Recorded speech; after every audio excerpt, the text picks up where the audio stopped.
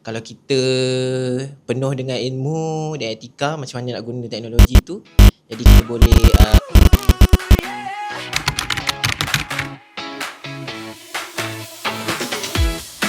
Akar cari si kuku di jiwa, jadi pedoman,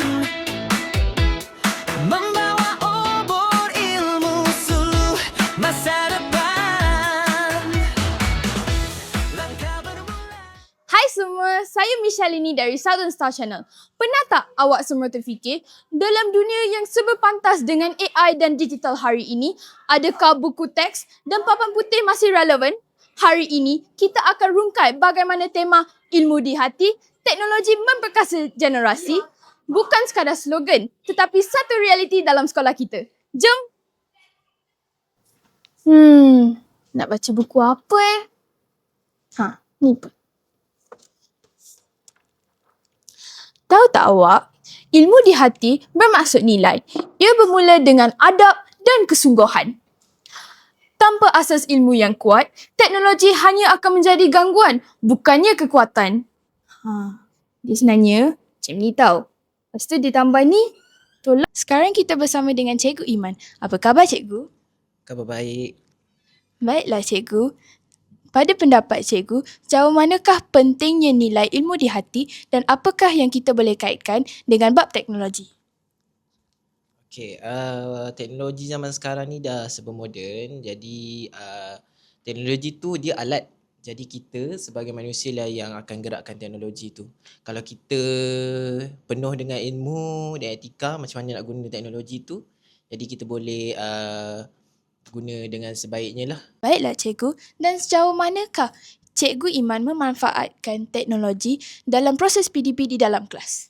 Okey, untuk soalan tu, kalau cikgu sebagai cikgu sendiri, untuk teknologi yang sekarang ni macam-macam lah ada. Contohnya macam Google Classroom, contohnya macam cikgu nak buat kelas tambahan lepas habis sekolah kan. So, maybe cikgu boleh buat dalam Google Meet, untuk latihan, untuk nota-nota ke, untuk latihan contohnya cikgu boleh guna Google Form ke, jadi cikgu akan send dekat WhatsApp ke, jadi kamu boleh buat dekat rumah lah. So tak perlulah nak ada macam cikgu bagi lain-lain kertas macam tu. Terima kasih Cikgu Iman. Cikgu-cikgu sudah ready? Ya. Sekarang, jom kita tengok kuasa teknologi. Di Southern Star Channel, teknologi membolehkan kami menyuarakan idea. Okey, cikgu buat pose macam ini. 1, 2, 3, senyum. Cikgu, okey tak kalau macam ni? Saya rasa awak perlu terangkan sikit pencahayaan dia. Okey. Sekejap.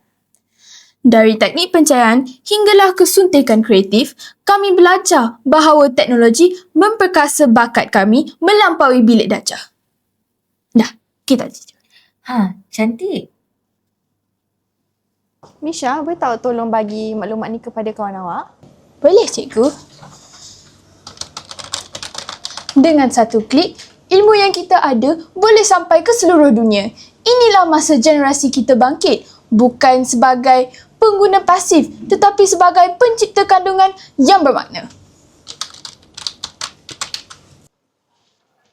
Jadi, ilmu di hati adalah kompasnya, manakala teknologi ialah enginnya. Apabila kedua-dua bersatu, tiada apa yang mustahil untuk generasi kita capai.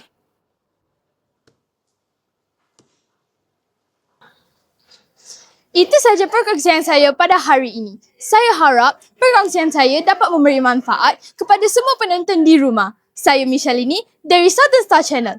Ilmu di hati, teknologi memperkasa generasi. Southern Star Channel terus bersinar. Bye! Dengan nada yang murni, mencari cahaya di setiap sanubari. Dunia di depan mata tanpa sempadan, kita sahut cabaran cipta keadaan.